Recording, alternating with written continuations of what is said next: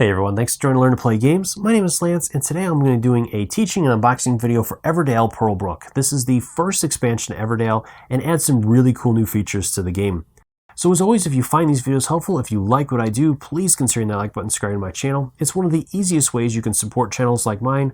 I know everybody asks for it, and it really does make a big difference. And it really helps us to be able to get new games and feature new games on the channel, as well as other channels as well. If you're watching us, it does take a ton of time to produce this content. So please just help us out. Hit that subscribe button. Hit those like buttons and drop some comments down below. Let me know what you guys think on the format on this one as well. I'd love to hear on these. I'm still working on the format for expansions, so let me know if this is what you like seeing, if there's other things that are included or other things that you like included in these videos. And if there's other types of videos you'd like to see. I'm always interested from hearing from my fans and community and subscribers and followers and viewers. Let me know what you guys want as well, because you're the ones watching these videos. So if there's things that I can do to make it more appealing or other things that you'd like to see, I'm always open to hear from you guys.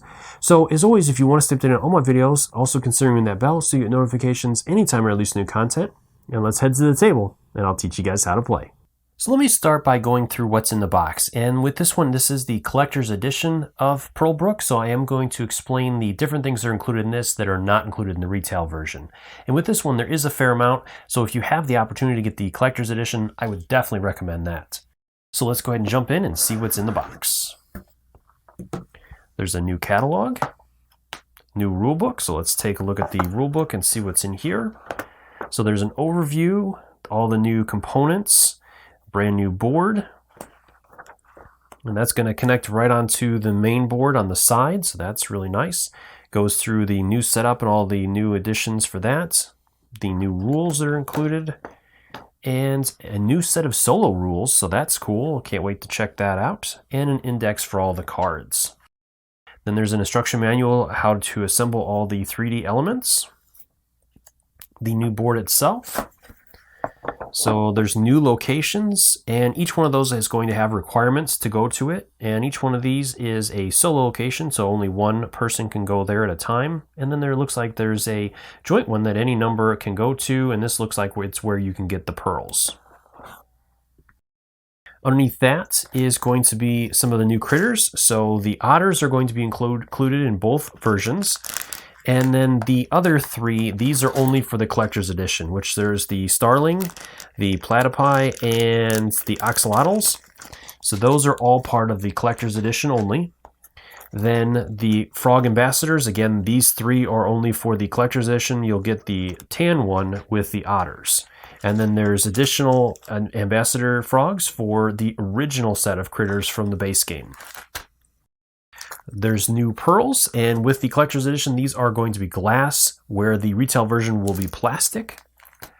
There's two new overlays for the locations. These will be on the main board, and these are going to replace the special events on there, and you'll be placing these on there with the wonders.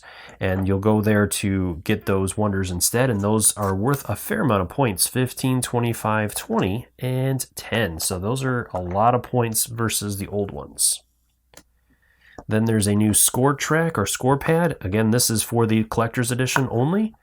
And it says, let's see, all creatures signed below certify that all information is true and correct, and to the best of their knowledge, any falsehoods are in error. So player cards prosperity. So this is a score track to help players total up their points as opposed to trying to remember it all. So that's really nice. The new cards. So let's take a look and see what we have here. The bridge, ferry, harbor, pirate ship, sweet, messenger, the fairy ferrets, shipwrights, pirates, awesome, and a judge. It looks like this guy is going to replace the old one maybe in the base game. Maybe there was an error or something with that. I'll have to take a look at that.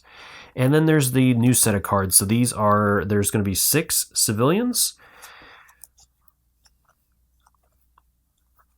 and 6 locations: watermill, observatory, ballroom, market, gardens, and great hall. Beautiful artwork on these. Love that artwork. A new win card, so whoever wins gets to take a photo with this. You have an axolotl up there. That's really cool. Pirate on the back. Nice. new event cards. So these are going to be, there's going to be 6 that are included in the collector's edition that won't be included in the base. And the new forest cards are only for the collector's edition. Then we have dormant cards. There will be 8 of these included in the retail, where the collector's edition has 12. I'm not sure which ones are included for which, but each player is going to receive 2 of these, and these will give the players additional ways to get points at the end of the game, as well as, it looks like, potentially reactivating certain locations in their area or providing other useful abilities for the players.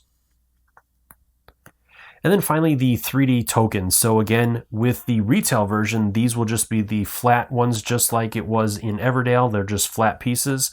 And the open-close signs are only for the collector's edition. Those will not be included in either version or at any capacity in the retail version. Finally, there's going to be 3 3-point tokens to help you with scoring and saving some of your other tokens. And that's everything in the box. So there's one important note with this. So when using Pearlbrook, it's going to add more cards to the deck and additional complexity to Everdell. So when playing with Pearlbrook, it is recommended that you do not include the Legends expansion, the extra cards, the Rudwort cards, or any other expansion materials with this, at least until you have a good grasp of how to play this. Moving into setup, this is where most of the big changes are going to be. You're going to place the Pearlbrook board out on the side and place all of the pearls up in the shawl area. Then you're going to grab the 2 additional cards that are going to cover up the area. So I'm going to move the Evertree here for a minute so you can see these. And each one of these is going to be placed out on the board in its different area, and they just line right up with the artwork that's already out on the board. From there, you're going to place out the corresponding wonders for each one of those. Next, we're going to set up the expansion board, so you can go ahead and grab the citizens and locations, and there's 6 in each of these. Shuffle these up for the citizens first, and then randomly draw 2 of them out of this deck to use. The rest can be returned to the box, as you will not use those for this game. Same thing with the locations. Draw 2, and then return those to the box. These 4 cards will be shuffled up, and 1 will be placed out in each location. From there, then you can add a pearl on top of each one of these. Give each player a matching ambassador for their whatever their critters are, and then go ahead and grab the adornments deck, shuffle that up, and deal out 2 cards to each player. And the players are going to keep these cards hidden from the other players. Do not reveal them until you're ready to play them. The remaining cards will be returned to the box, as you won't use those for this game. The other special event tiles will be returned to the box as well, as you will not use those for this game. Moving over to the forest and special event cards. With the forest cards, you can simply gather up the deck and add the additional cards into it, and then, as usual, reveal a number of cards based on the number of players.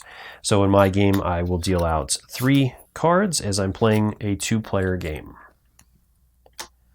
With the special events, these you can shuffle up separately, as you're going to need at least one of them to be out for the game, and then deal out the other ones as normal, or you can mix them all up and just make sure that one of them comes out, at least one of them comes out from this expansion.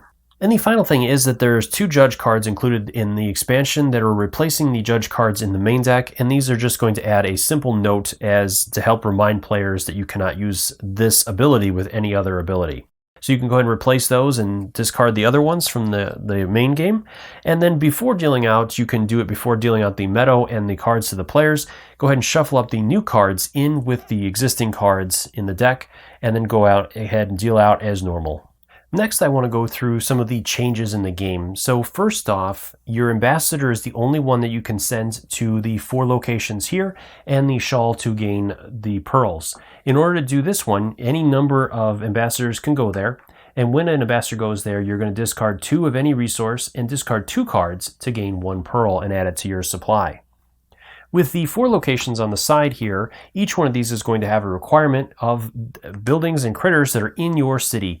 And in order to go to that location, you must meet those requirements. So let me say, for example, that my player over here had the historian and the innkeeper in their city. And both of these are governance. So that is the requirement for this location. So during his turn, then he can go and place his ambassador there, gaining the pearl if that location has not been revealed yet, adding it to his supply, and then flipping over that location. And then if he can meet the requirements of that location, then he can also resolve that location. Now in later turns, other players can go to that location, but only if there's not an ambassador there already. And a player will only get their ambassador back during each one of the prepare for the seasons. And the ambassador can only be used in locations that have that special symbol, and he cannot be used in any regular locations. Another new addition are the adornment cards, and each player will be dealt 2 of these at the beginning of the game, and these are not going to count against your hand limit. During a player's turn, a player can spend their action for their turn to play one of their adornment cards, and each one is going to have a cost of 1 pearl that you'll have to return to the supply, and then once you do, you'll resolve the middle effect immediately. For example, with the bell, it says that I'm going to gain 3 berries, and then also I get to draw a card for every critter in my city currently. And then at the bottom of the card is another condition that'll happen at the end of the game, and there's different ways that the player will be able to get additional points. For example, with this one, I get 1 point for every 2 critters in my city at the end of the game. And each time you play an adornment card, you will not draw a new one. You only have 2 throughout the game, and you'll keep these hidden from the other players until you reveal and pay the cost. And each one takes an entire action for your turn to play, so you can play both, but in different turns throughout the game. The other new feature are the wonders, and there's 4 of these included in the game, as you already saw during setup. To collect one of these, the player must place one of their critters there and then pay any required costs in resources and cards, discarding any cards that are required for that location in order to collect that wonder. One important note with this is that you are not allowed to use any abilities or anything else that reduces the costs in any way. You must be able to pay the cost completely for that wonder in order to collect it. Once you collect it, you'll place it in your area, and then again during later turns, when you prepare for a season, you'll gain your worker back. And the final thing I want to point out is that each pearl that you have in your resource area is going to count as 2 points at the end of the game. Well, I hope you guys found this video helpful. If you have any questions or comments, leave those in the comment section below and I'll do my best to answer them. Also, let me know what you think of the format for these expansion videos. Let me know if you like it or don't like it, and if there's any other changes or additions that you would like to see in these videos going forward. As always, thank you so much for taking the time to watch my videos and leave me feedback. I do really appreciate it, and I take into account everything you guys say to make the best possible videos. And if you find these videos helpful, if you like what I do, please consider hitting that like button. It really makes a huge difference. It helps to support me and helps me continue to be able to produce these videos and get new games to show off to you guys. Until next time, I'll see you later.